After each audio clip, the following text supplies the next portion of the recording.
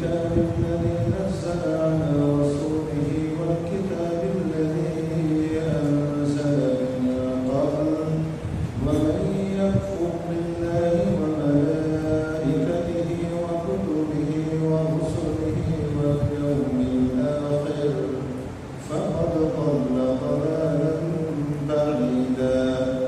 إن الذين آمنوا ثم كفروا ثم آمنوا ثم كفروا ثم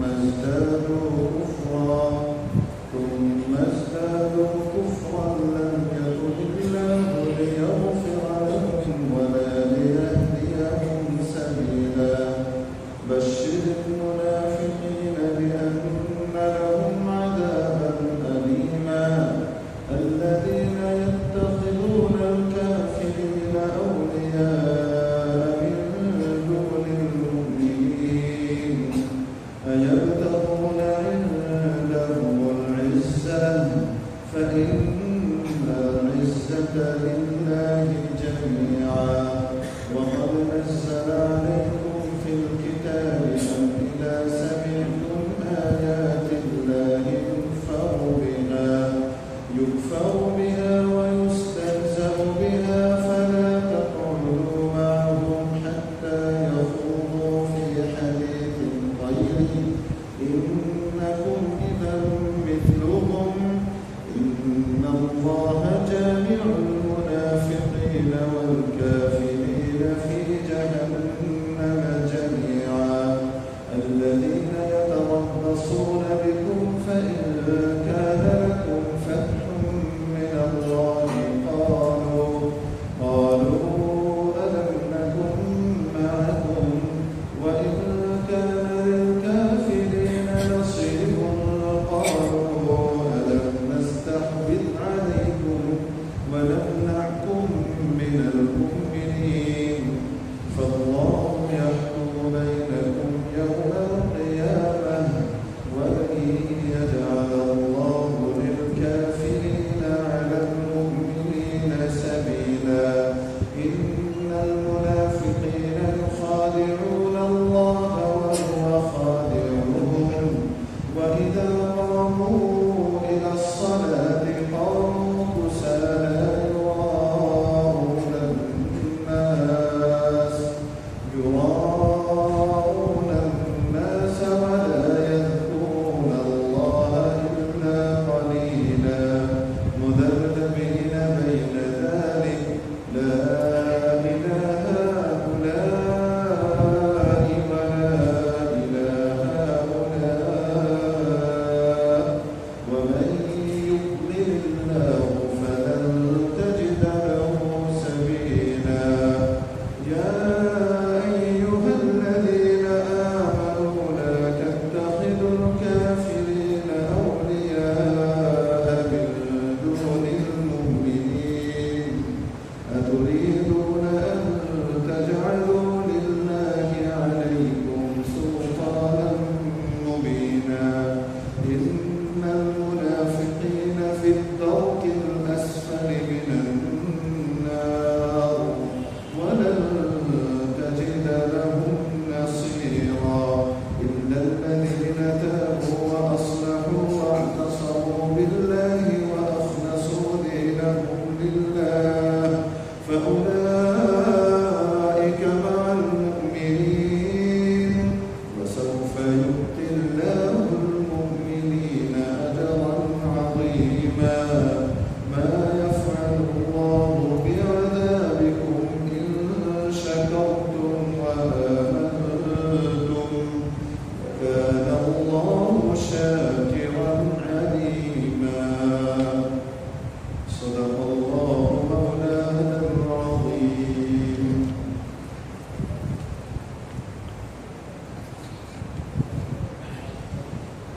الله أكبر. সূরাতুন নিসা 136 নম্বর আয়াত থেকে 147 নম্বর আয়াত পর্যন্ত তেলাওয়াত করা হয়েছে। কোরআনে কারীমের একেবারে শুরু অংশে আল্লাহ তাবারক ওয়া তাআলা মানব জাতিকে তার আকীদা, বিশ্বাস এবং কর্মপন্থার দিক থেকে তিন ভাগে ভাগ করেছেন।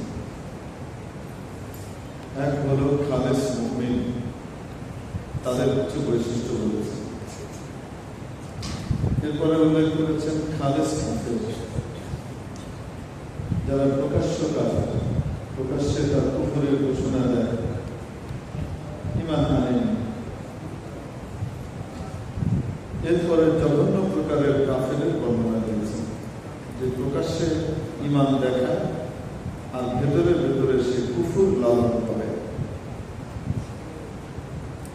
এই কাফেরকে বলা হয় কাফেরে মুনাফিক। প্রথমত মানব জাতিকে দুই ভাগে ভাগ করেছে, হয় মুমিন নয় কাফের, বিশ্বাসী অবিশ্বাসী। অবিশ্বাসী আবার দুই রকম, কাফের আবার দুই রকম, কাফিরে মুজাহিদ, কাফিরে মুনাফিক। কাফিরে মুজাহিদ মানে প্রকাশ্য কাফের, কাফিরে মুনাফিক মানে গোপন কাফের, উপরে মুসলমান আর ভেতরে কুফর, অর্থাৎ উপরে মুসলমানদের সাথে মিলে মিলে তলে তলে জল কাটে হিন্দুদের মতো, ওই প্রকার ভেতর থেকে শেষ করে থাকে, যার থেকে মুমিনরা সতর্ক হতে পারে না। তার প্রকাশ্য নামাজ কালামের কারণে, ঈমানের কারণে মুমিনরা মনে করে সেও একজন মুমিন। সে যখন কোনো কনফিউজ তৈরি করার কথাবার্তা মুসলমানদের ভিতরে ছড়িয়ে দেয়, তখন অন্য মুসলমানরা তার এই কথা দ্বারা বিভ্রান্ত হয়। যদি সে প্রকাশ্য কাফের হতো, তো তাহলে তার কথা মুসলমানরা নিতে তো কাফের কোথেকে আটকে দিয়েছিল। কিন্তু মুনাফিক যখন ঈমানের বেশধারী হয়ে মুমিনের বেশ ধারণ করে কুফরের চর্চা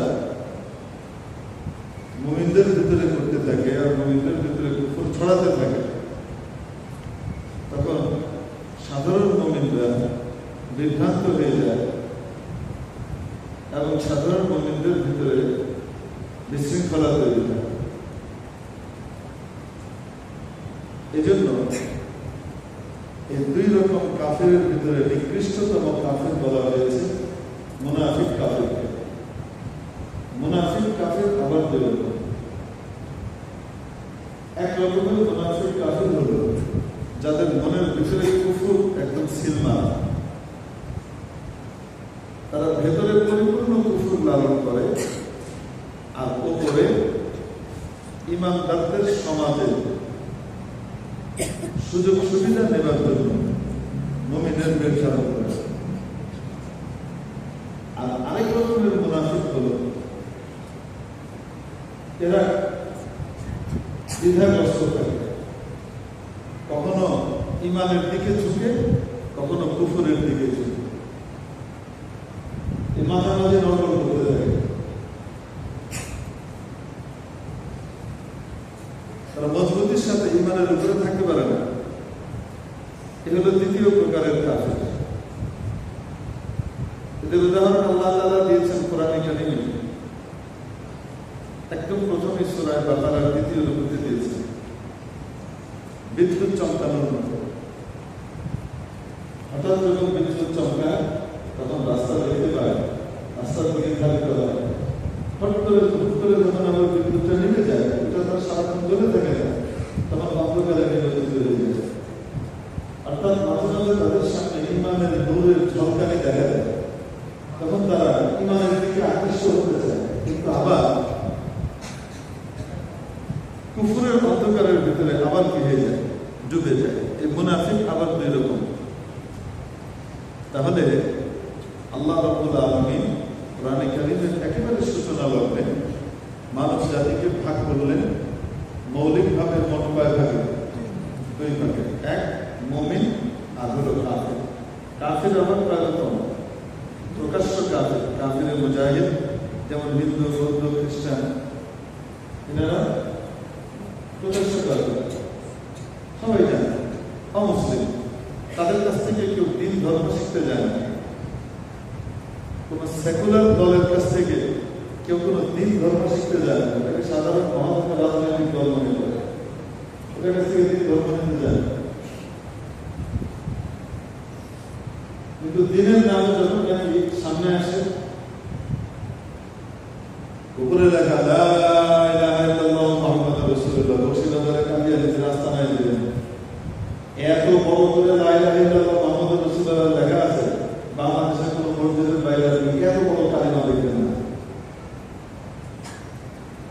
মানুষকে ধোঁকা দেওয়ার জন্য। ভেতরে কি?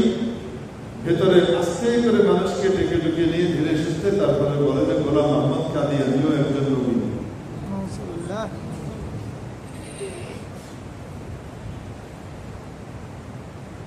এরাও প্রকাশ্য কাফের, যে গোলাম আহমদ কাদিয়ানীকে নবী বলবে, সাথে সাথে সেও প্রকাশ্য কাফের হয়ে যায়। কিন্তু সাধারণ মুসলমান কিন্তু তার কুফরটা বুঝে না। সাধারণ মুসলমান মনে করে সেও একটা মুসলিম। কাদিয়ানীদের বড় বড় মসজিদ বানাইতে দেখছি ইংল্যান্ডে, ইউরোপের বিভিন্ন জায়গাতে। কি বলেন আপনারা? আপনারা খালি আসতেন পয়সা কাদিয়ানীদেরকে মানুষের কাপড় বানানোর জন্য। মরহুম প্রফেসর হামিদুর রহমান সাহেব রহমতুল্লাহ আলী বইটার প্রফেসর ছিলেন। উনি বলেন, বলতেন যে আমি একবার বাইতুল মুকাররম যাব, আমার দোস্ত আমাকে জিজ্ঞেস করছে কে যাবে, তো আমি বললাম বাইতুল মুকাররম যাবো। কেন বাইতুল মুকাররম যাবে? খতিব সাহেব, খতিব ওবায়দুল হক সাহেব রহমতুল্লাহ আলাইহি সহকারী আর অন্যান্য আলেমরা ওখানে ডাক দিয়েছেন, এটা কি?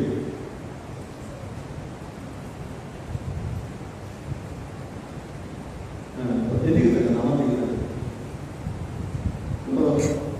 খতিব ওবায়দুল হক সাহেব ওখানে কাদিয়ানীদের বিরুদ্ধে লিখে গেছেন, প্রতিবাদ সমাবেশ করে গেছেন যে যারা মুসলমানদের ভিতরে ঢুকে মুসলমানদের ইমানকে হরণ করছে, সাধারণ মুসলমানরা বুঝতে পারছে না, এদের ব্যাপারে উম্মতকে সচেতন করতে হবে। তো ওনার বন্ধু বলছে, তোরা আসল খালি মোল্লারা, তুই মোল্লা লগে চললে তুই মোল্লা হয়ে গেছিস, আর তুইও এই মেনশন এখানে কেমনে কাফের বানাবি, এই ধান্দায় আসিস। কাদিয়ানীরা কত বড় বড় মসজিদ বানাইছে ইংল্যান্ডে, ইউরোপের বিভিন্ন জায়গায়, জানাস? আমি ঘুরে এসে দেখে এসেছি। উনি বলেন, আমার বন্ধু মুসলমান, একজন নামাজি মুসলমান, কিন্তু তারপরেও সে কাদিয়ানীদের বাহ্যিক মসজিদ থেকে বিভ্রান্ত হয়ে গেছে। সে জানে না যে কাদিয়ানী শুধু কাফের না, নিকৃষ্টতম কাফের।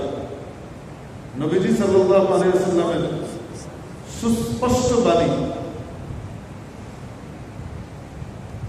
আনা খাতামুন নবিয়্যিন লা নবিয়্যা বা'দি, আমি সর্বশেষ নবী, আমার পরে আর কোনো নবী আসবে না। নবীজির সুস্পষ্ট বাণী,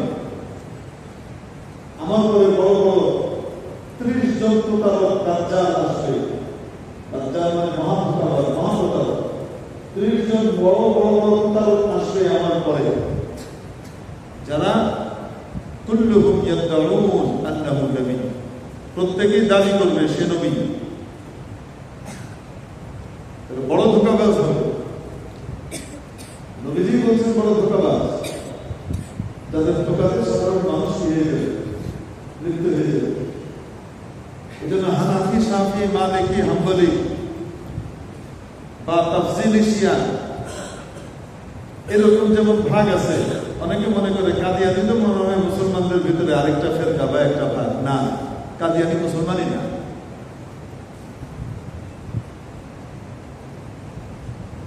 কাদিয়ানী কি নয়? মুসলমানই নয়, জঘন্য প্রকারের কাফের।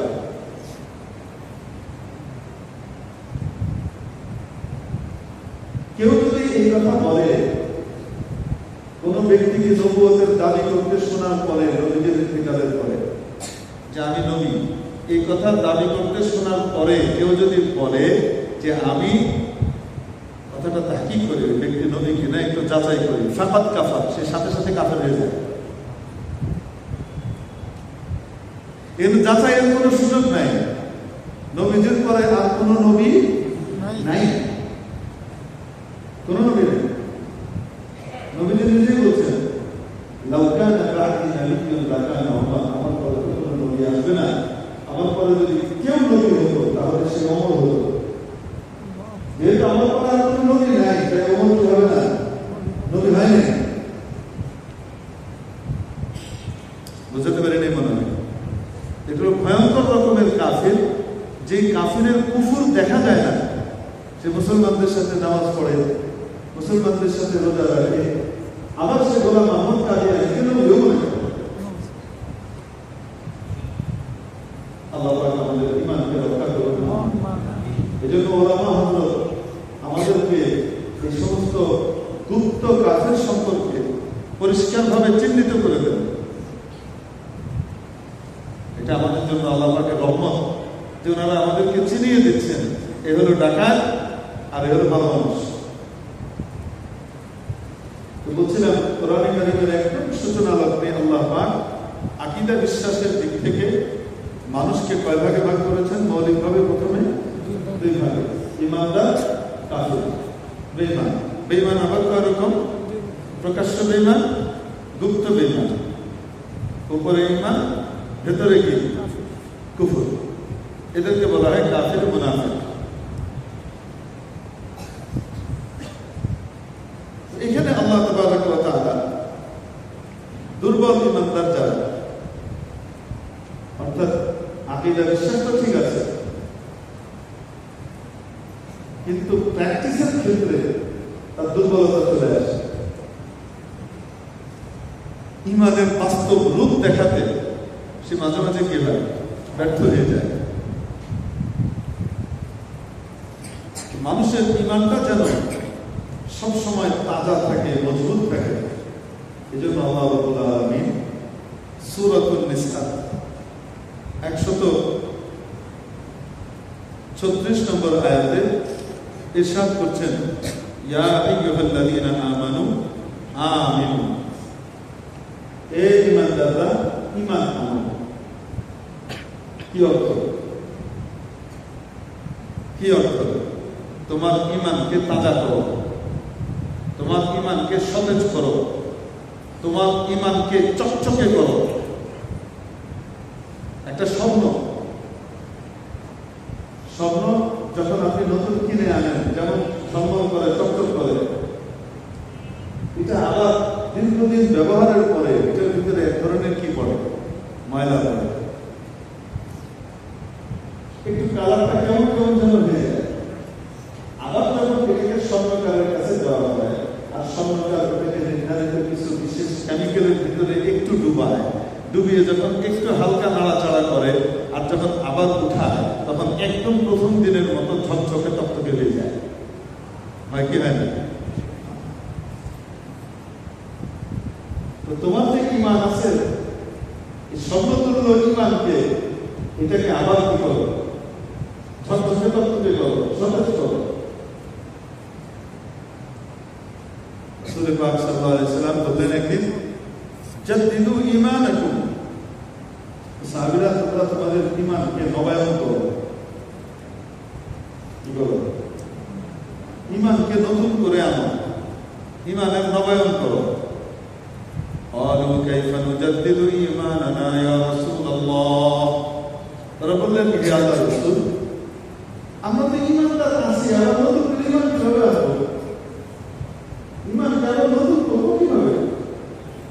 নবী সাল্লাল্লাহু আলাইহি ওয়াসাল্লাম বলেন, আকসিরু কাওলা লা ইলাহা ইল্লাল্লাহ, লা ইলাহা ইল্লাল্লাহর বাণী বেশি বেশি করে বলো। আল্লাহর বড়ত্বের কথা, আল্লাহর রাহমতের কথা, আল্লাহর তাওহীদের কথা, আল্লাহর একত্ববাদের কথা, আল্লাহর সার্বভৌমত্বের কথা, আল্লাহর অপরিসীম ক্ষমতা এবং অপরিসীম দয়ার কথা, মহানুভবতার কথা বেশি বেশি করে বলো। আমেরিকার বড়ত্ব বেশি বলার কারণে আমেরিকার প্রভাব দিনের ভিতরে পয়দা হয়। রাশিয়ার ক্ষমতার কথা বেশি বলার কারণে রাশিয়ার ক্ষমতার কথা দিলের ভিতরে পয়দা হয়। প্রভাবটা এমন হয় যে কোনো ডিসিশন নিতে গিয়ে চিন্তা করি, আমেরিকা নারাজ হবে না তো? যদি আবার যদি বন্ধ করে দেয়, জাতিসংঘকে দিয়ে যদি আমাকে চাপ দিয়ে ফেলে, অমুককে দিয়ে যদি এই করে, তমুককে দিয়ে যদি এই করে, চেয়েও অনেক সময় পারে না। কেন? তার বড়ত্ব দিলের ভিতরে আছে, তার আলোচনা সারাক্ষণ শুনছে, বলছে, কিন্তু আল্লাহর বড়ত্বের আলোচনা নাই।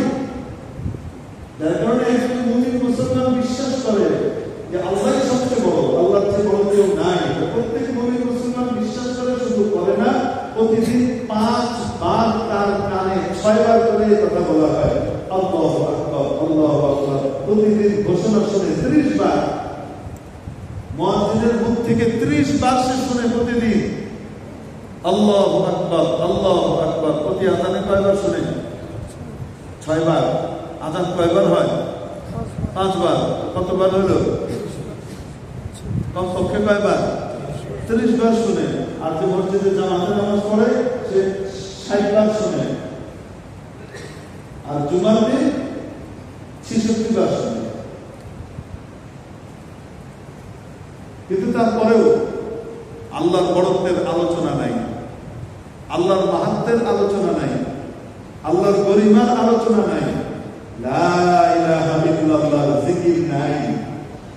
এজন্য দিলের ভিতরে ঈমান দুর্বল হয়ে যায়।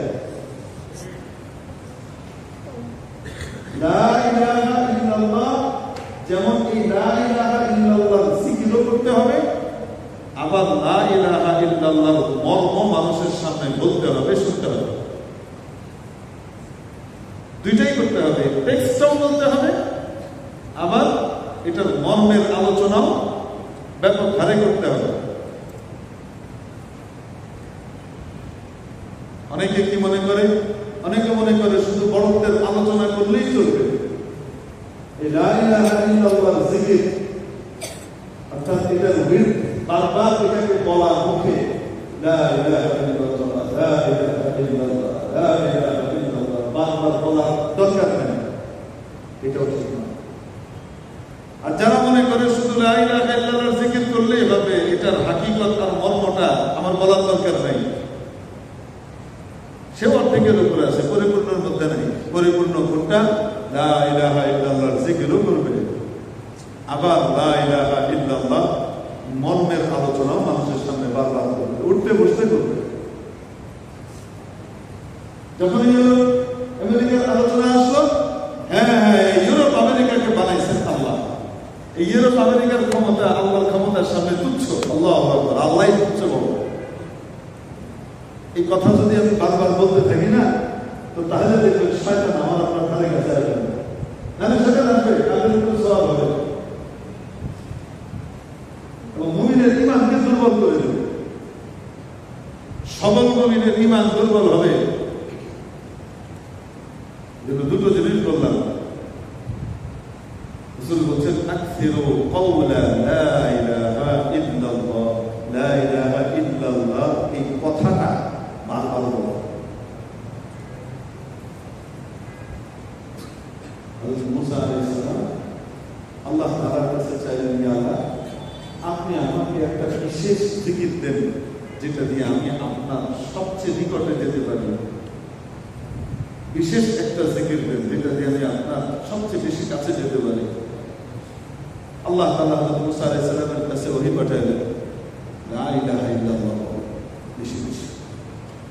মুসা আলাইহিস সালাম, আহা, এটা তো সবাই হবে, এটা আমার জন্য, আমি আল্লাহর কালিমা, আমার জন্য একটা বিশেষ যেটা দিয়ে আপনার দ্রুত কাছে আল্লাহর কালিমা। মুসা লা ইলাহা ইল্লাল্লাহ, বেশি বেশি। আহা, আমি বুঝাইতে পারছি না, মানে আমার জন্য স্পেশাল করে গেছে। আল্লাহ, আরে এই পানিটা হলো এমন এক পানি যেটা দিয়ে আমার সবচেয়ে কাছে আসা যায়, এর চেয়ে বেশি কাছে আর কোনো কিছু দিয়ে আসা যায় না। এজন্য দেখবেন যারা জিকির করে, এই সমস্ত লোকজন পাগলদের সাথে জিকির করে।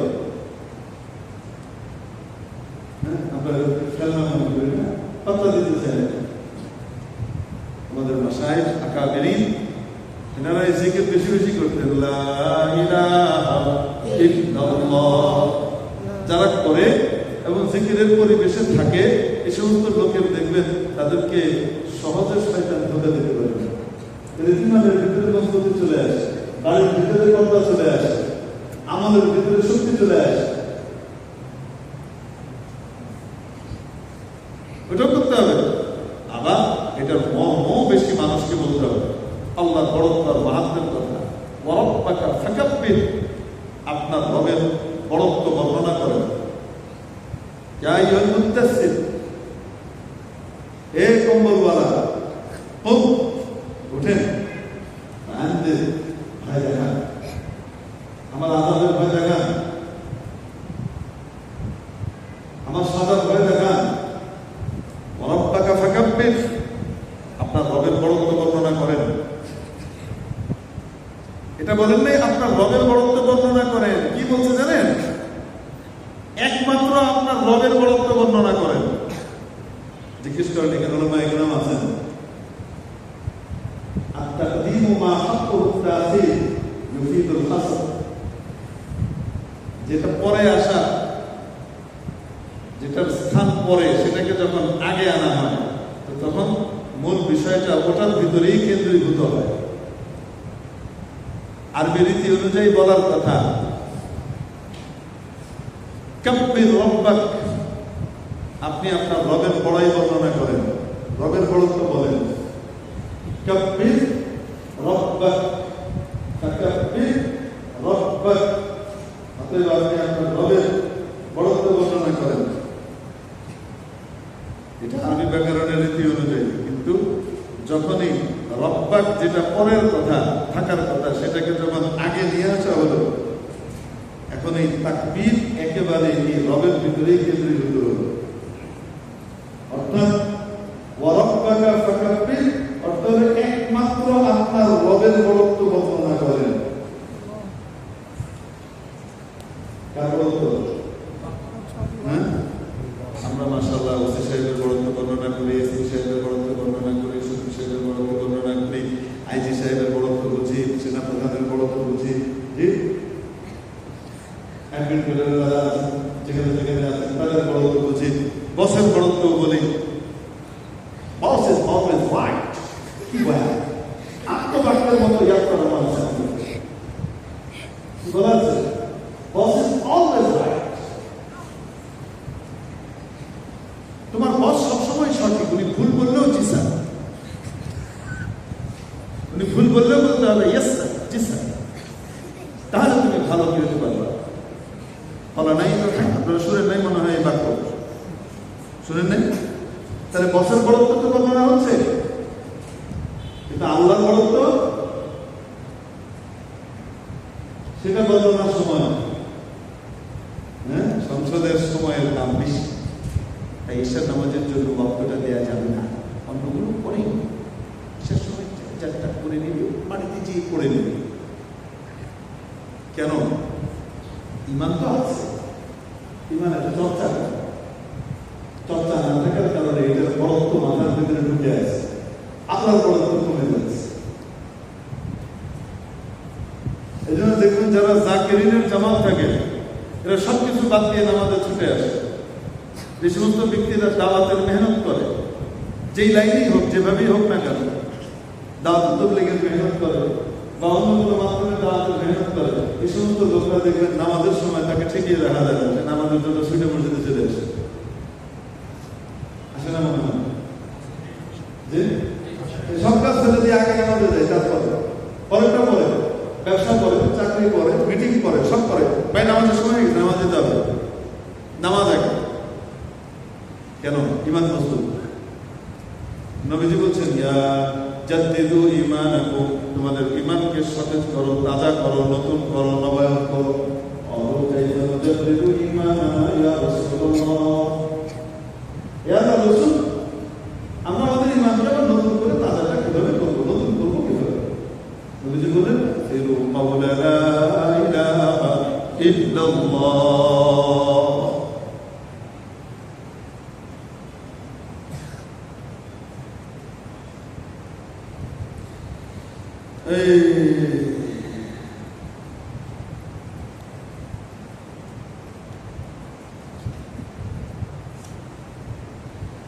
আল্লাহ পাক আমাদেরকে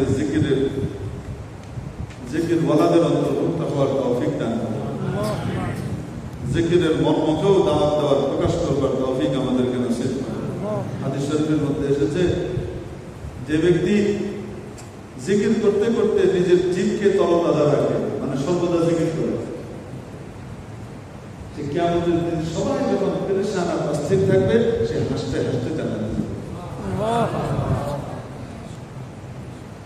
সেদিন আল্লাহ তাআলা তার পেরেশানি দূর করে দেবেন, সে হাসতে হাসতে জান্নাতে যাবে। সবাই পেরেশান, আর সে হাসতে হাসতে জান্নাতে যাচ্ছে, যেন তার জিহ্বা সবসময় জিকির করতে থাকবে। আল্লাহর বড়ত্ব বর্ণনা করা, আল্লাহর বড়ত্ব বর্ণনা করা। আল্লাহর বড়ত্ব বলতে থাকা, লা ইলাহা ইল্লাল্লাহ। এত বেশি বলো, এত বেশি বলো, এত বেশি বলো, যেটা তোমার রক্ত মাংসের সাথে এমন ভাবে মিশে যায় যে প্রথম ধাক্কাটা খেলে লা ইলাহা ইল্লাল্লাহ বলে। যে কোনো পেরেশানিতে পড়লে লা ইলাহা ইল্লাল্লাহ বলে। একবার আমার মনে আছে, আমি তখন নতুন নতুন গাড়ি চালানো শিখেছি। নতুন গাড়ি চালানো যারা শিখে তারা প্রথম চিন্তা করে যত জোরে চালাতে পারবো কত ব্যাটা গেলে। তো গাড়িতে বেশি আমি স্পিড দিয়ে 90 আসে, 110 বছর যেতে গেছে। বয়স তখন এখন থেকে 15 বছর আগে না, বয়স 30 কমে 32-33 বয়স, যৌবনের রুধির ধারা একেবারে যে তেজস্বিকতার সাথে প্রবাহমান শরীরে। চিকন মানুষ নাকি এমনি গরম হয়, মোটা মানুষ দেখতে মোটা হলেও আসলে ঠান্ডা হয়। চিকন মানুষ ডাক্তাররা বলেন শারীরিক কাঠামোর কারণে কোনো কারণে যে কোনো বিষয় আছে এমনি একটু গরম হয়, খুব থাকছে। তো আমার গাড়িকে কেউ 5 মিনিট ফেলে দিত, ওকে আবার পিস করার আগ পর্যন্ত আমার শান্তি হতো না, ওরে পিস করতে হবে। আমি একবার আব্বাকে টঙ্গী ময়দান থেকে, তখন আব্বার একজন গাড়ি ছিল, আমার নিজের কোনো গাড়ি নেই, আব্বার একজন গাড়ি ছিল, সেই গাড়িতে আমি আব্বাকে নিয়ে আসতেছি টঙ্গীর ময়দান থেকে। তো আসার পথে ওই যে বেড়িবাঁধ আছে, আশুলিয়ার বেড়িবাঁধ মিরপুরের দিকে আসে, ওইটা দিয়ে আমি আসছি। রাস্তা খুব মানে মোটামুটি চোখের সামনে সব দেখা যাচ্ছে। আমি গাড়ির স্পিড মাশাআল্লাহ একেবারে 110 বেশি নিয়ে গেছি, পুরোনো গাড়ি, স্পিড মাশাআল্লাহ। আব্বা মাঝে মাঝে বলতেন আল্লাহ আস্তে আস্তে আস্তে, আব্বা বলার সাথে সাথে একটু কমাই, মানে 120 থেকে 10 কমাই, আবার দিয়ে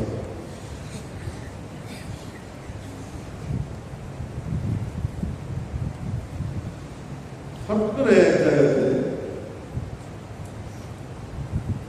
রাস্তাটা হঠাৎ একটু ডেবে গেছে, ওইটা তো আমি জানি না। ওই জায়গাতে এক চাকা পড়ার পরে এমনি গাড়ি একটু নড়ে উঠছে, আর ঠিক বিপরীত দিক থেকে ওই সময় 2টা গাড়ি পর আসছে। তো মুখোমুখি সংঘর্ষ এড়ানোর জন্য আমি একেবারে স্পিডের ভিতরে যখন ব্রেক করেছি, তো গাড়ি বাবলি কাটা শুরু করেছে।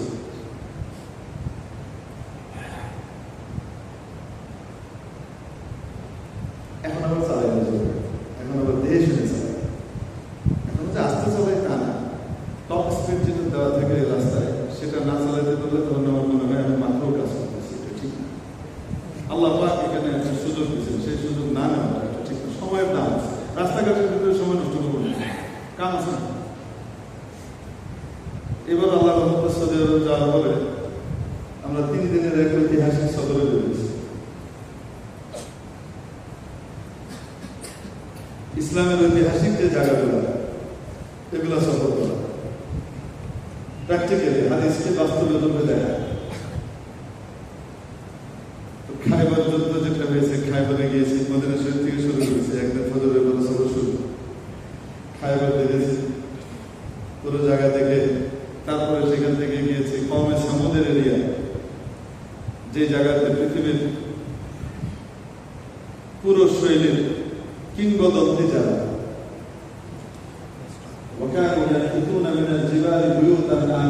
যারা বড় বড় পাথর কেটে, পাহাড় কেটে কি বানাবো, ঘর বানাবো, পুরো পাহাড়টা একটা ঘর, কি ডিজাইন! সুবহানাল্লাহ। কোন জমানায়? ইব্রাহিম আলাইহিস সালামের বহু আগে।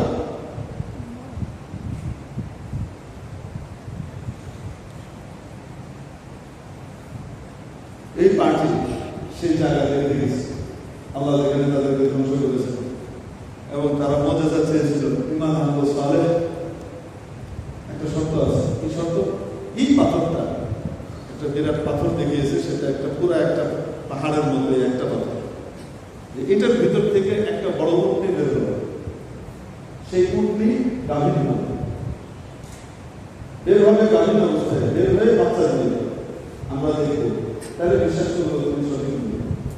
উনি বললেন বিশ্বাস করবো তো, দেখো না করলে কিন্তু পরে আযাব আসবে। আরে না না না, অবশ্যই করবো। হযরত সালেহ আলাইহিস সালাম আল্লাহর কাছে নামাজ পড়ে দোয়া করলেন। দোয়া করার সাথে সাথে ওই পাথরের ভিতরে কম্পন শুরু হয়ে গেল, পুরো পাহাড়টা নড়তে শুরু করলো, চিনে গেল। আর ভেতর থেকে তাদের দাবি অনুযায়ী বিশাল আকারের এক উট নিয়ে আসে, বিরাট আকারের। পাথরের লম্বা উচ্চতা যতটুকু পাহাড়ের, ওই অতটুকু উঁচু এক উট নিয়ে গেছে ভিতর থেকে, বের হয়ে তার বাচ্চাও গেছে। সর্দারদের মধ্যে কিছু সর্দার এবং কিছু মানুষ ইমান নিয়ে আসলো। আর সর্দারের আপন বড় ভাই, আপন ভাই, বড় ভাই না ছোট ভাই, আপন ভাই, সে বিদ্রোহ করল। সে দেখল বুদ্ধিজীবীদের নেতৃত্ব দেওয়ার সুযোগ আমার হয়ে গেছে। সে নিজেও ইমান আনলো না, অন্যদেরকেও আনতে দিল না। হযরত সালেহ আলাইহিস সালাম বলে দিলেন, ঠিক আছে, লা তামাসসুহা বিসুইন ফায়াখুযাকুম আযাবুন আলীম। খবরদার, এই উটনি আল্লাহর পক্ষ থেকে এসেছে তোমাদের দাবিতে। যদি এর সাথে কোনো বাজে আচরণ করো বা এর সাথে কোনো খারাপ ব্যবহার করো, তাহলে কিন্তু কঠিন আযাব আসবে। খবরদার এটা করো না। হ্যাঁ ঠিক আছে। এখন উটনি যেমন বিশাল, তার খাওয়া লাগে, সে যেদিন কুয়ায় পানি পান করে, পুরা সমস্ত কুয়ার পানি একে পান করে দেয়। আর কোন উটনি ওইখানে পানি পান করবে তার সুযোগ নেই। শেষ পর্যন্ত আসলো, সালে আমরা তো বিপদে আছি, আমাদের উটনি তো পানি পায় না। ও ঠিক আছে,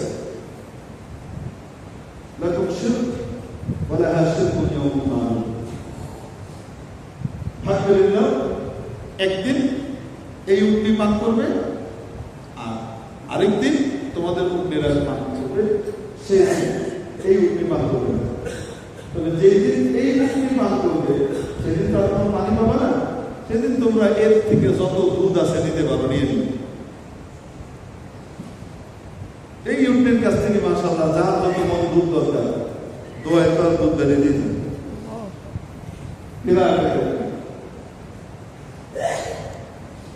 তারপরে এরা এক পর্যায়ে সিদ্ধান্ত নিল যে এই উটনিকে রাহা যাবে, এটা মেরে ফেলতে হবে। তারা এই উটনিকে মেরে ফেলছে। উটনির বাচ্চা দৌড় দিয়ে যে পাথর থেকে বের হয়েছিল তার মা, সেই পাথরের ভিতরে, সেই পাহাড়ের ভিতরে ঢুকে গেল।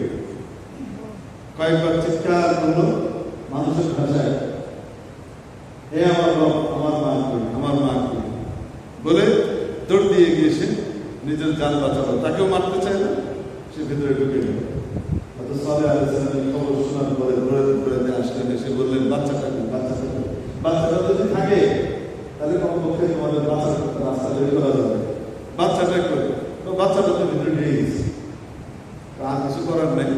ঘটনা ছিল বুধবারে, তফসির বুধবারে বলেছে, তাই না? শয়তানে যদি করে তো তাহলে মায়েরও আসবে ঠিকঠাক। কি বলতেছে, এবার অপেক্ষা করো, তোমার তো আগে ফিরে 3 দিন অপেক্ষা করো বাড়ি ঘরের ভিতরে, বাস।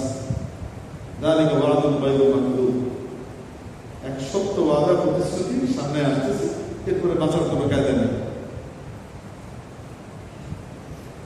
বৃহস্পতিবারে এদের চেহারা হলুদ হয়ে গেল, শুক্রবারে এদের চেহারা লাল হয়ে গেল, শনিবারে এদের চেহারা একেবারে কালো হয়ে গেল, রোববার দিন সকালবেলায় হতাশ হয়ে বসে বসে, এমন পাগলের পাগল, মাপ চেয়ে যে ইমান নিয়ে আসবে আর আল্লাহর কাছে একটু, আল্লাহ ভুল করে ফেলছি, মাফ করে দেবে, সবগুলো হতাশ হয়ে গেছে। ইমান মানে চোখের সামনে আজাদ দেখতেছে, 3 দিন সময় দিচ্ছে, তাও আকল ধরে না। শয়তান যখন ঘাড়ে যাবে তখন মুক্তির পথ নজরে আসে না। এর ভিতরে আল্লাহ পাক হযরত সালেহ আলাইহিস সালামকে বললেন, সালেহ, তুমি তোমার লোকজনকে নিয়ে, তোমার উপরে যারা ঈমান এনেছে তাদেরকে নিয়ে তুমি পাশের এলাকায় চলে যাও, ওই জায়গায় আবার পাশের এলাকায় ওখানে এত সুন্দরভাবে তাদের স্থাপত্য শৈলী ছিল না, ওখানে গেলে ওখানে গিয়ে তারা নতুন করে আবাদ করলেন। এই জায়গার নাম হলো আল-লুলা। আর যেখানে আযাব আসলো এই জায়গাটার নাম মাদাইন সালেহ। বিকট এক চিৎকার দিলেন এক ফেরেশতা, সব বুক ফেটে পড়ে গেল। এখনো পর্যন্ত ওই উটনি যে জায়গা থেকে বেরিয়েছিল সেই জায়গাটা এখনো দেখা যায়, চিহ্নিত ভাবে আছে। এত পরিষ্কার কেউ যদি তাকায় দেখে না চিনলেও জানতে পারবে সেই জায়গা। তাকায় পরিষ্কার সে বুঝবে একেবারে যে ঠিক এই জিনিসটা একটা পাহাড় একটা পাথর, কিন্তু এটা কি হয়ে গেছে, কোনো কারণে ফেটে গেছিল, আবার লাগছে। আর একটা পাথর এরকম নাই আশপাশে কোনো জায়গায়। তবে এই দুষ্টের দল বর্তমানে যারা দায়িত্বে আছে, এরা এটাকে হয়তো সালেহ আলাইহিস সালামের এরিয়া এতদিন বলা হতো মাদাইন সালেহ, মাদাইন সালেহ, মাদাইন সালেহ, রাস্তার ভিতরে লেখা থাকতো এত কিলোমিটার, মাদাইন সালেহ এত কিলোমিটার, মাদাইন সালেহ। এখন তারা এটার নাম দিয়েছে নাবাতি সভ্যতা। এটা সালেহ আলাইহিস সালামের এরিয়া নয়, ওনার এরিয়া হলো জর্ডান, সিরিয়াতে, এটা এখানে না। অথচ রাসূল পাক সাল্লাল্লাহু আলাইহি ওয়াসাল্লামের সুস্পষ্ট হাদিস আছে, সাহাবী বলছেন রাসূল সাল্লাল্লাহু আলাইহি ওয়াসাল্লাম তবুক যাওয়ার পথে সালেহ আলাইহিস সালামের এরিয়া পার হলেন, কওমে সামুদের এলাকা পার হলেন এবং বললেন এটা হলো আযাবের এরিয়া, এখানে থেমো না, দ্রুত পার হয়ে যান।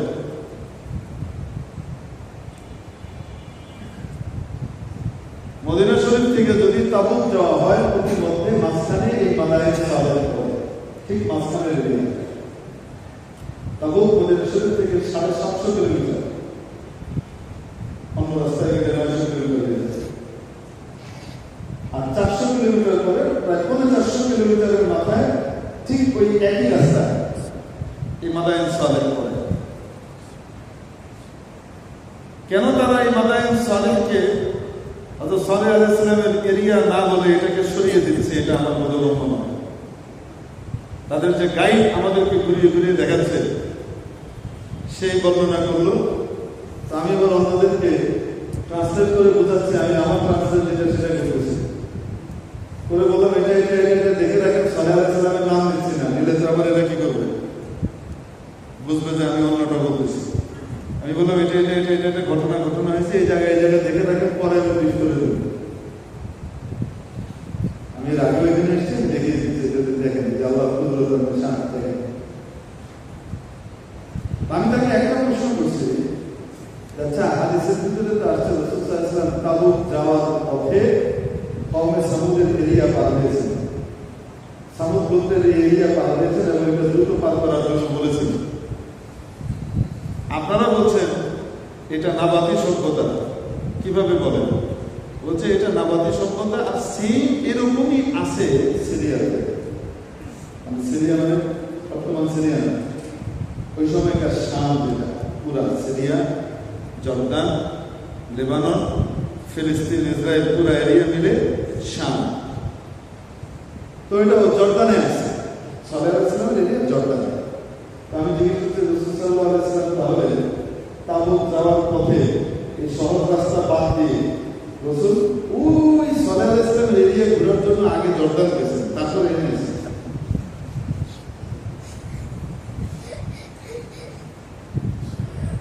চুপ করে গেছে, বুঝলেন না? চুপ করে দাঁড়িয়ে গেছে। এটা কেমন ঘটনা হয়েছে? আমাকে একবার ড্রাইভার তায়েফ ঘুরে দেখিয়েছে, বেশ আগের কথা। তো তায়েফ এটা ওইটা দেখানোর পরে আমাকে দেখালো এটা হলো বুড়ির বাড়ি। কোন বুড়ির বাড়ি? ওই যে বুড়ি রাসূল সাল্লাল্লাহু আলাইহি ওয়াসাল্লাম নামাজে যাওয়ার সময়, ফজরের নামাজে যাওয়ার সময় রাতে কাটা দিত, এটা হচ্ছে সেই বুড়ির বাড়ি। এই যে দেখেন পাবলিক খেয়ে দেখে বুড়ির বাড়িতে আগুন দিয়ে দিয়েছে, ওই পুরো কাটা দেওয়া যায়। আমি বললাম যে এই বুড়ি যে কাঁটা দিত এটা কখন দিত? রাত্রে দিয়ে দিত, নবীজি যেন নামাজে পড়ছে যেতে না করে। আমি বললাম নবীজি নামাজে যেতেন কোথায়? কাবা শরীফে নাকি কোথায়? হ্যাঁ, নবীজি কাবাতে নামাজ পড়তে। বললাম নবীজির বাড়ি কোথায় ছিল? কাবার পাশেই, বেশি দূরে না, কাছে এক জায়গাতে ছিল। তো তাহলে নবীজি বুড়ির কাঁটা নেওয়ার জন্য নামাজে যাওয়ার জন্য তাই ঘুরে আটা খাইয়া আটা সরাইয়া তারপরে গিয়ে মসজিদে যেতেন। এবারে আমার মনে খেলা খেলছে, কারণ তার মার্কেটিং বন্ধ হয়ে যাচ্ছে। মানুষকে দেখানো না করে তাহলে তয়েফে দেখার মতো তো বহুত কিছু আছে যেগুলো ইসলামী ইতিহাসের সাথে সম্পৃক্ত। এই ঘোড়ার ডিমের মিথ্যা ঘটনা এনে লাগাইতে হবে কেন? আমি ব্যাটাকে সেম প্রশ্নটাই করছি। নবীজি জীবনে কোনোদিন জর্দান যান নাই, এটা প্রমাণিত। আপনি বলতেছেন সেম ডিজাইনের পাহাড় টাহাড় এটা জর্দানে আছে, ওইটার মতো হুবহু এখানে দেখার কারণে মানুষ এটাকে মাথায় সদায় মনে আসলে সরাই এরিয়া ওইটা। তবে যে তাহলে রসুল সাল্লাহ আলাইসাল্লাম তাবুকে যাওয়ার জন্য সালেহ আলাইসাল্লামের ওই এরিয়া জর্দান হয়ে তারপরে আসছে এই সহজ রাস্তা বাদ দিয়ে। এটার কারণটা কি? তো আমার দিকে চুপ করে তাকা হয়েছে। আমি না, আমি আপনার সাথে কিছু বলবো না, আমি আপনার সাথে এই ব্যাপারে কি করবো না, কোনো কথা বলবো না। আমি বললাম না, আমাকে উত্তর দেওয়ার দরকার নেই, আপনি আপনার মুরব্বীদেরকে আমাকে প্রশ্নটা বুঝিয়ে দিন। বলেন যে একজন হাদিসের শিক্ষক আমাদেরকে এই কথা জিজ্ঞেস করছে, তারপরে কিছু বড় ব্যাটাদের সাথে আবার ঝগড়া জড়াই দেওয়ার বিপদ আছে। এরা আবার আমার নামে কোনো রিপোর্ট টিপোর্ট করে দিলে ভবিষ্যতে আমার সত্যি আরো ঢোকাই মুশকিল হয়ে যাবে। অজপার ভিতরে ইমিগ্রেশনে মাথা খারাপ করে যাবে। স্বেচ্ছাচারিতা স্বৈরাচারিতা কারে করে এটা দেখতে হলেও হেলে যাইতে হবে, এনে বেশি বুঝবেন না। যাই হোক, তারপরে আল্লাহর রহমতে ওইখান থেকে আমরা গেলাম তাবুক, ওই আলোটা গেলাম যেখানে সালেহ আলাইহিস ভিজে। এবং নেককার মানুষ যেখানে যায় আল্লাহ এখানে বরকত দেন। বরকত কি হয়েছে জানেন? এই যে আপনারা মরিয়ম খেজুর বলেন না, এটা মরিয়ম খেজুর না, এটার নাম হলো মাবরুম। আমরা বাংলাদেশের মরিয়মের সাথে মিলাই কি করি, মরিয়ম বাংলাদেশ, এটার নাম আসলে কি মাবরুম। খেজুরের যত জাত আছে, এই উন্নত জাতগুলোর ভিতরে এটা একটা অন্যতম জাত। আর এই জাতের খেজুর সবচেয়ে ভালো হয় পৃথিবীতে এই আল-হুলাতে, যেখানে হযরত সালেহ আলাইহিস সালাম গিয়েছিলেন। আল্লাহ ওয়ালাদের আছে। তারপরে ওখান থেকে গেলাম তাবুক, ওখান থেকে তারপরে গেলাম আল-হাকাল। 4 দেশের সীমানা একসাথে দেখা যায়, সৌদি আরব, জর্দান, তারপরে ওই পাশে ইসরায়েল, ফিলিস্তিনের এরিয়া, আর এই ভিতরের দিকে বহাইরা পার হলে ওই পাশে কিন্তু ওখানে গেলাম। ওখান থেকে গেলাম হযরত শুআয়ব আলাইহিস সালামের এরিয়া।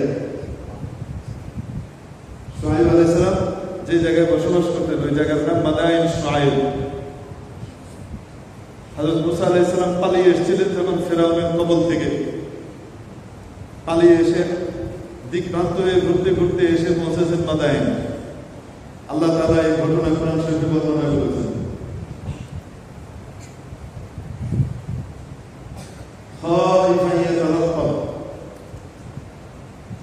ভয় ভীতি নিয়ে বেরিয়ে গেলেন, পালিয়ে এসে যে এলাকায় পৌঁছালেন, এসে দেখলেন একটা কুয়া।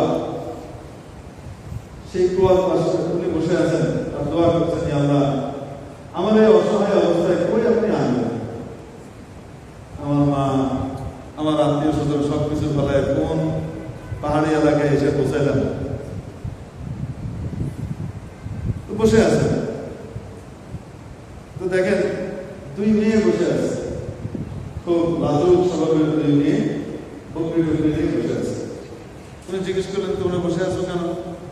তো তারা বলছে যে আমাদের বাবা বৃদ্ধ, উনি তো আর বকরিকে পানি খাওয়াতে পারেন না, এই জন্য আমরা আসি বকরিকে পানি খাওয়াতে। তো পানি খাওয়াচ্ছ না কেন? বলছে কুয়াটা ঢেকে রাখা হয়, নষ্ট না হয় পানিটা, এটা যে ঢাকনি, এটা তো আমরা উঠাতে পারবো না। তো এটা 7-8 জন মিলে এই ঢাকনিটা উঠায়, উঠানোর পরে তারা তাদের সব পান টান করিয়ে চলে যায়, সবার শেষে আমরা খাইয়ে যাই। হযরত মুসা আলাইহিস সালাম বসে গিয়ে ওই ঢাকনিটাকে এক হাতে উঠে দিলেন। কি দিয়ে উঠলেন? এক হাতে ঢাকনি উঠিয়ে ফেললেন। যেটা উঠাইতে কয়জন লাগে? 8 জন বীর পুরুষ উঠায়। এটা মুসা আলাইহিস সালাম এক হাতে উঠায় সরাই মাত্র। পানিটানি ভয় ভয় পাঠিয়ে দিচ্ছে, শক্তি লেগে পাঠিয়ে দিচ্ছে, যাও। ওনারা গেছেন বাড়িতে গিয়ে আব্বা বাবা বলতেছেন, বাবা হয়তো সোহাইব আলাইহিস সালাম, কি ব্যাপার আজকে এত তাড়াতাড়ি চলে আসছে, কোনো দুর্ঘটনা? না না না, আজকে তো ভালো ঘটনা ঘটেছে, পানি খাওয়াই আসছে। কিভাবে আসলাম? ওরা তো সবার শেষে খাওয়াই আসতে হয় না। আজকে নজওয়ানদের এসেছিল এই এলাকার একটা মুসাফির, সেই বেচারা খুব শক্তিশালী, এক হাতে উঠিয়ে মানি পান করে দিয়েছে।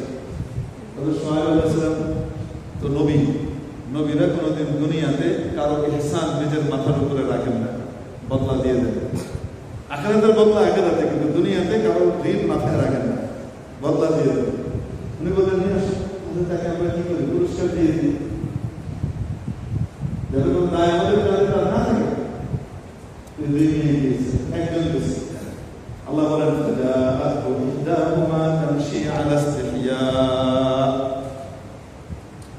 ওই দুই মেয়ের এক মেয়ে আসলো মুসা আলাইহিস সালামের কাছে, তামশি আলা ইসতিহইয়া, লজ্জায় যেন মরে যাচ্ছে। তাহলে লজ্জা নারীর ভূষণ, ঠেং ঠেং করে রাস্তায় বেরিয়ে বেড়ানো, মার্কেটে ঘুরে বেড়ানো আর অফিসে চাকরি করা, বসগিরি করা, এটা নারীর ভূষণ নয়। কোরআনের প্রশংসা শুনে না।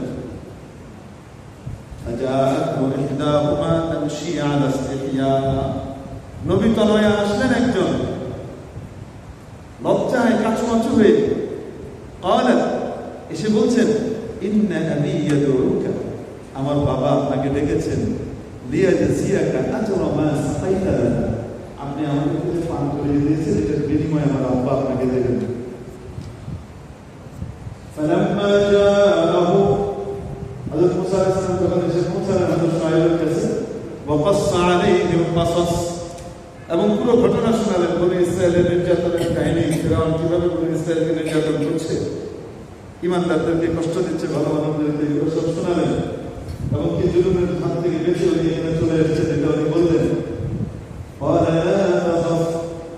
হযরত শুআয়ব বললেন, ভয় পেও না, নাজাউতা মিনাল কওমিল যালিমিন, তুমি জালেমদের হাত থেকে বেঁচে গেছো,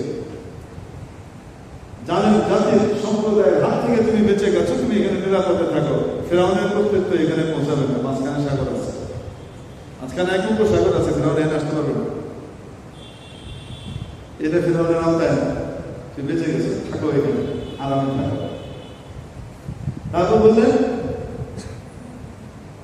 এর ভিতরে আবার যখন ওই মেয়েকে নিয়ে হযরত মুসা আলাইহিস সালাম আসছেন, রাস্তা তো মেয়ে চেনে, মুসা আলাইহিস সালাম ছিলেন না, মেয়ের সামনে হেঁটে হেঁটে যাচ্ছে, মুসা আলাইহিস সালামকে রাস্তা দেখা যাচ্ছে, রওনা হয়েছে না। মুসা আলাইহিস সালাম বলছেন, তুমি আমার পিছনে আসো, তুমি আমার পিছনে আসো, আমাকে পিছন থেকে রাস্তা দেখাও, বলে দাও আমি কি করবো, সামনে যাবো, আমার সামনে তুমি থাকা এটা শোভনীয় না, সুন্দর না, তুমি আমার পিছনে আসো।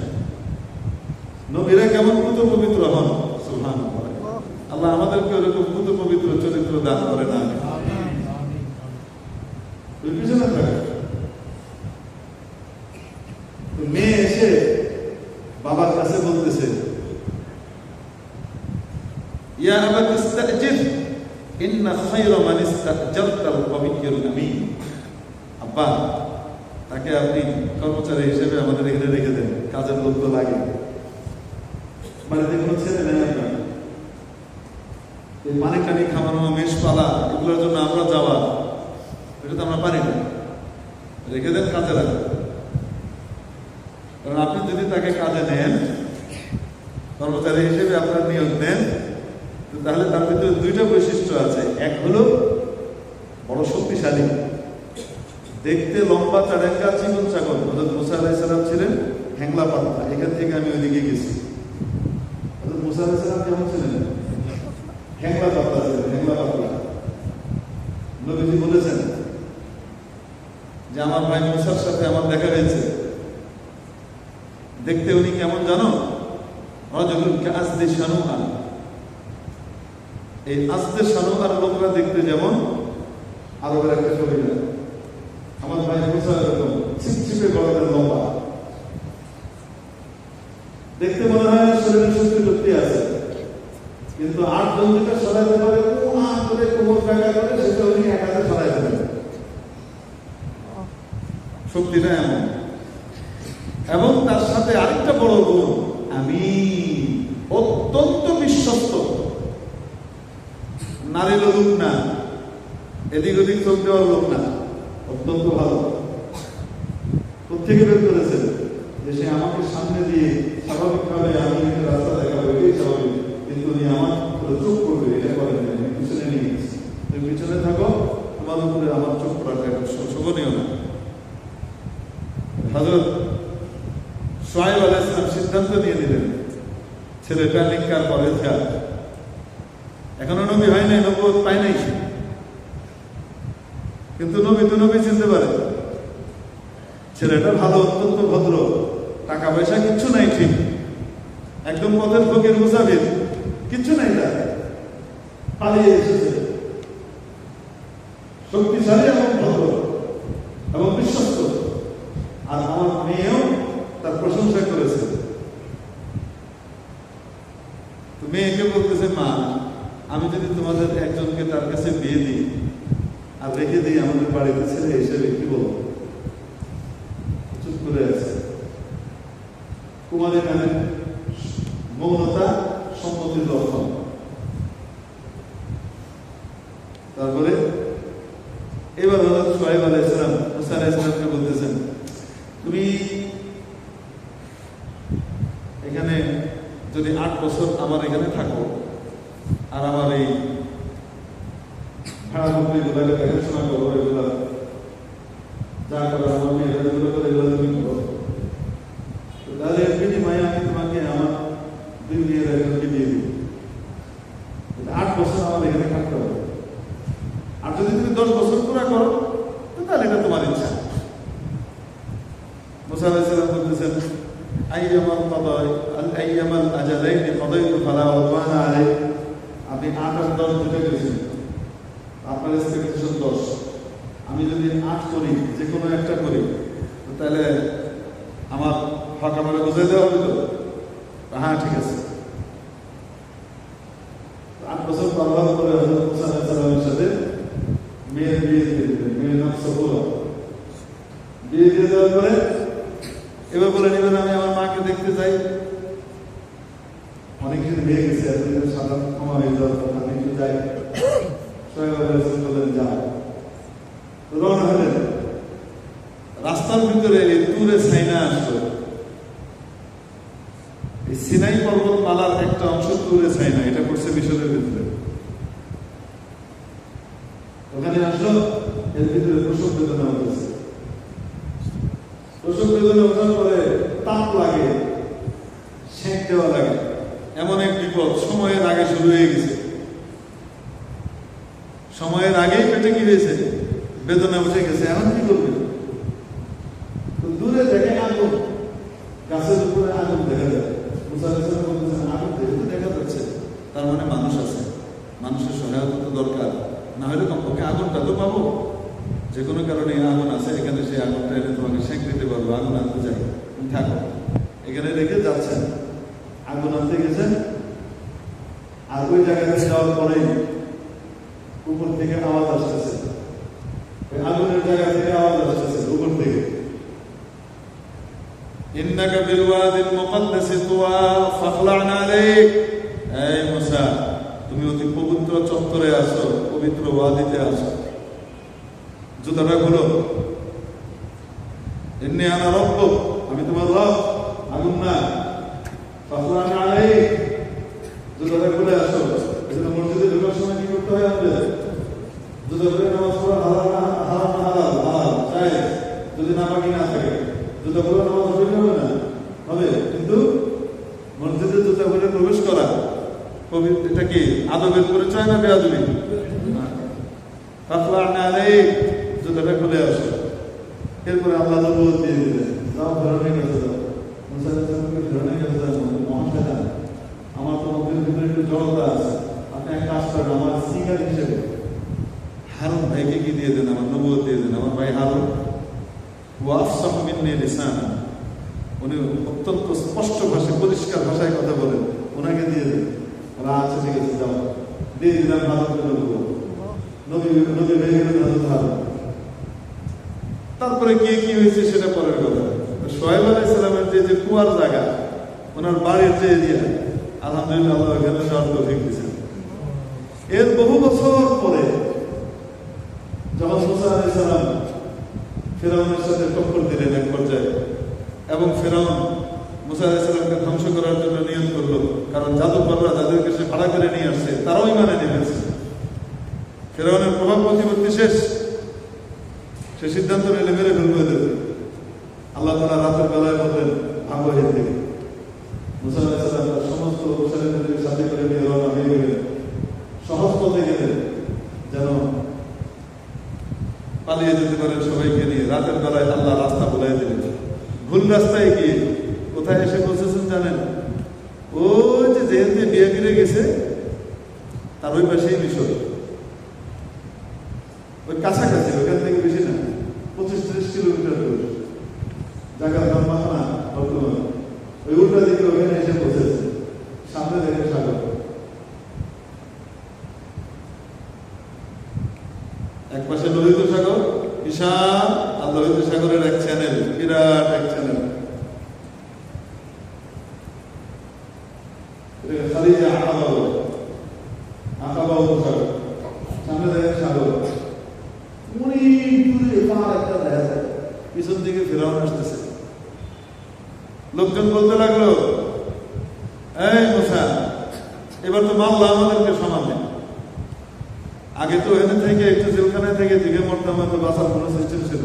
এখন থেকে ডিবে মরো, পিছনে ফেরাও সামনে পারে কই মারা যায়।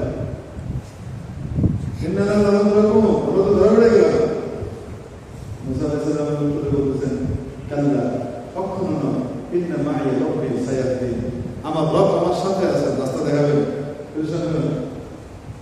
আল্লাহ বললেন, ও মুসা, লাঠি দিয়ে সাগরে বাড়ি মারো। মুসা আলাইহিস সালাম বাড়ি দেওয়ার সাথে সাথে ফানফালাকা ফাকানা কাত-তাওদিল আযীম, সাগরের পানিগুলো 12 ভাগে বিভক্ত হয়ে গেল, বিশাল প্রাচীরের মতো দাঁড়িয়ে গেছে দেয়াল, আর নিচে পুরা তলদেশ শুকনা। 12টা দল ছিল মুসা আলাইহিস সালামের উপদল, এই জন্য 12 দলের জন্য 12 রাস্তা হয়েছে। 12 গ্রুপ 12 রাস্তা দিয়ে পার হচ্ছে। একদল আবার বলতেছে আমরাই মনে হয় পাচ্ছি, বাকিগুলো মেরে শেষ। মুসা আলাইহিস সালাম দেখলেন এরা তো বড় কনফিউজিং কথাবার্তা বলে, মানে চোখের সামনে মুজিজা দেখে এদের ঈমান দুর্বল, লড়বে। আল্লাহর কাছে দোয়া করলেন, আল্লাহ পাক সাথে সাথে প্রত্যেক এই যে পানির দেয়াল তৈরি হয়েছে বিশাল মোটা মোটা, এই দেয়ালের ভিতরে জানালা করে দিলেন, এবং এই পারের লোকরা দেখতে পাচ্ছে ওই রাস্তা, ওই রাস্তা, ও তারা তো সবাই পার হচ্ছে, সবাই পার হচ্ছে। এরা যখন মাঝখানে, ফেরাউন তখন তীরে আসছে, এসে বলছে, দেখছো নীল নদ আমার কথায় চলবে, আমার পাওয়ার দেখো, সাগর আমার কথায় চলে। ওদেরকে ধরার জন্য রাস্তা করে দিচ্ছে। গরুর মাথায় বুঝে আসতেছে না, সাগর জায়গা মতো থাকলেই ভালো করে ধরা যাবে। চলো, তো সবাইকে নিয়ে নামছে। ওদের সংখ্যাগত 6 লাখ নিয়ে নামছে দাওয়াতে। এরা যখন এদিক দিয়ে নামছে, মুসা আলাইহিস সালাম দৌড়াইতেছে।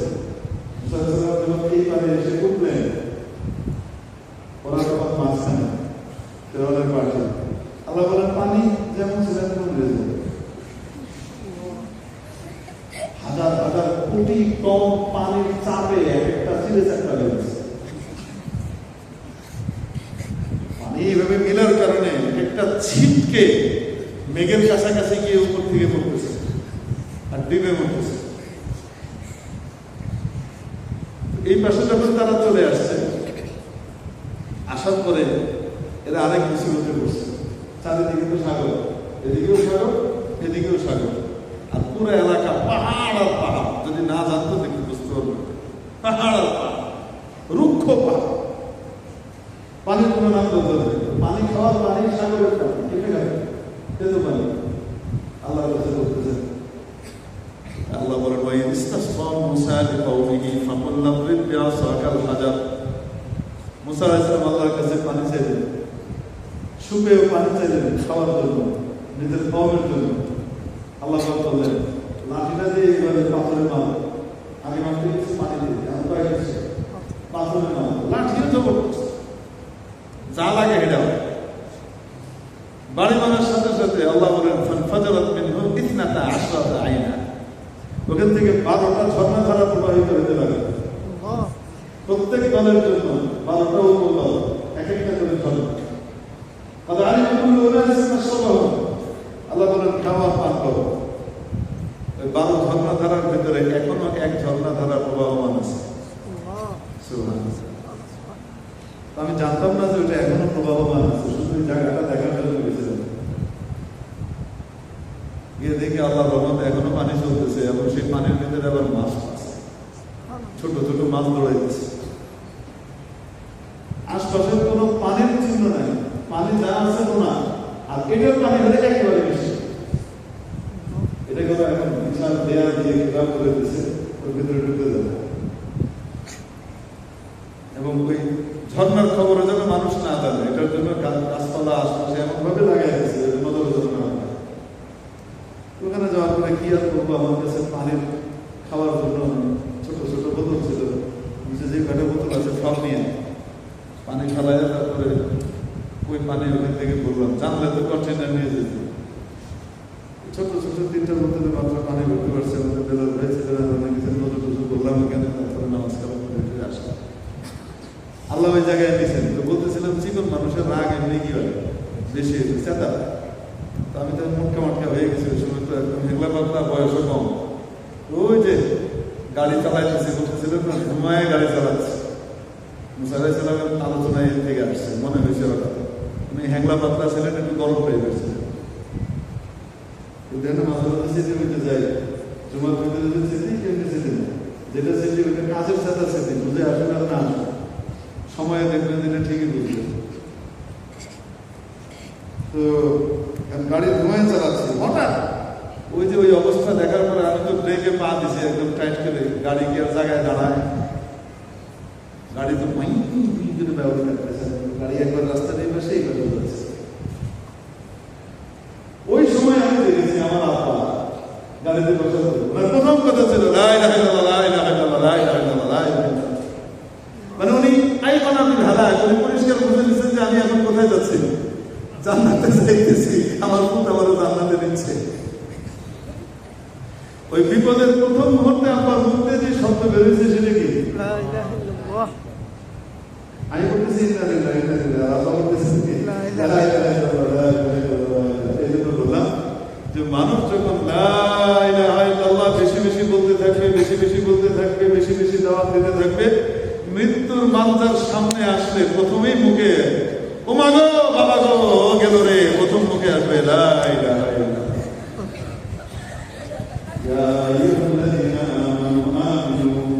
ও ইমানদাররা কেন ইমান, অনেক গল্প করছি, মনে করছিলাম যে পুরাটা তো শেষ করে ফেলতে পারবো সংক্ষেপে। 11 আয়াতের এক আয়াতের প্রথম 2 শব্দ মাত্র গেছে, আর সামনে না আগে, সামনের ভিতরে মুনাফিকের আলোচনা আছে, লম্বা চওড়া।